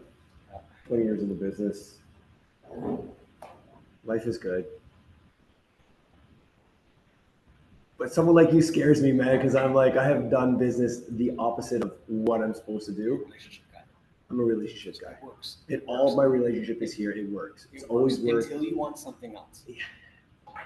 Or you want to invest outside of the business. You want like that's where it starts. So this is where it gets a little bit. And I'm like, okay, there's adjustments I can make along the way. And it just kind of reminded me, it's funny. I've been away from KW for 11 years. I was part of the original energy team that was here many, many years ago. And then I was like, oh man, I remember all this stuff. This is kind of like what helped me get to where I needed to go. Taking all these classes and hearing you again today, I was like, oh yeah, these are great reminders of things that I did many, many years ago that perpetuated my business to being referral only all these times. And I was just like, I should actually build a CRM at some point. I tried to do it for almost 20 years, never accomplished it. But you know why?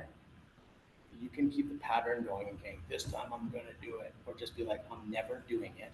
I'm going to spend $300 and someone is going to do it for me. That's actually what I got today. Actually, it's easy enough. I'm like, oh, I can just get someone to just. Your job is to be with people. Yeah. Your job is to support people. Yeah. And love on them and serve them and do whatever you do. And that's what you do. Did you just say love them and serve them? Yeah. Dude, my mantra has been love everyone, serve everyone, and be right here there. now. Like I was like, you're speaking to my heart. Respect. My heart's speaking your heart. Yeah. Now I'm really scared. Now I'm really scared. Don't be afraid. Yeah. I was even, as I said that, I was like, oh, I don't want to say that. I actually, in my head, I was like, oh, that's different. That's when you'll see. I believe we all have crazy intuition when you feel it flow. Yeah. I swear we have the ability to connect with people on scary levels. I've been on coaching calls and I'm talking to this one guy and I'm like, man, it's like as if you collected teaspoons and this and this. Anyways, he's like, it's just like almost white. I'm like, what? He's like he's like a 30-some-year-old guy. He's like, I collect teaspoons. Oh, I'm like, holy shit, man, that's crazy. Happens. Yeah, I think I think there's a connectedness if we get out of our own way. Yeah, but you have awareness that allows and you to be there. Wild honesty. Yeah. Wild honesty with myself. And I don't think it's anything special. I think it's just we all have to get in the flow. Yeah, good stuff. We're meant to be connected. Yeah. Okay, a couple more. You're done. Have we talked to you? No. 2 more, and then we're out of here. All of those are re-engage with my database at a higher level. Back to what I used to. Yeah. There you go. Made my phone ring just for no reason. That one thing will I just need more advocates in my database. Yeah. To advocate for me. Then you need more relationships. That's all. People that got to remind you that you're a good dude. That's all. Yeah. Right? They're like, they got to remember. He's not a good Send him dude. a re-engagement campaign. Yes. Last one. So I'm a mortgage broker, but mine is to not focus on just the deal, but the referrals out of the deal. So I think the phrase that you said is Chase the referral. Yeah, dude. Or chase the referral, don't chase the deal. Yeah. I thought that was that's t-shirt worthy right there, right? It's easy to just want to get that deal done and not provide service over and above the deal, but to also work. Yeah, well, because if you're going to get a referral, you get them to this point, and they're like, wow, you're great. All you have to do is something a little over the top to tip the thing going, holy shit, you need to fire that person and get Ben on the job or get whatever. And you get to the point where they go, oh, what a great agent. That's not going to get you referrals. It's the highly personalized, I see you, I hear you. I'll give you an example. Lady closed with me and I walked up to her thing with big 2 things of cat litter. Okay, that was her gift. But we joked about it during a bunch of times. Like Costco has the cheapest cat litter. She's a cat lady. I had a red carpet and I walked down the red carpet and said, here's your gift. That lady funneled, and she was hardcore my supporter. You got a cat litter. So now people are like, oh, I give him cat litter to everybody. It doesn't work. It's personal, right? So I'm just saying, this is the level that if you play, that's why I did good. 100% wild thoughtfulness, extreme thoughtfulness, because you're so close. Spend all that time, it's like just a little extra. Don't do a Cutco knife if they're not dreaming of Cutco. Please don't. Get them something that says, I see you, I hear you. And that means you're going to have to build more relationships, ask questions. What are you about? Even in your industry, anywhere, just like if anyone just added thoughtfulness. So yeah, guys, thank you so much. Thank you so much.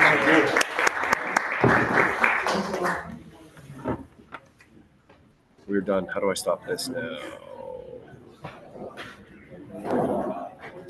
Do I press stop video? Huh?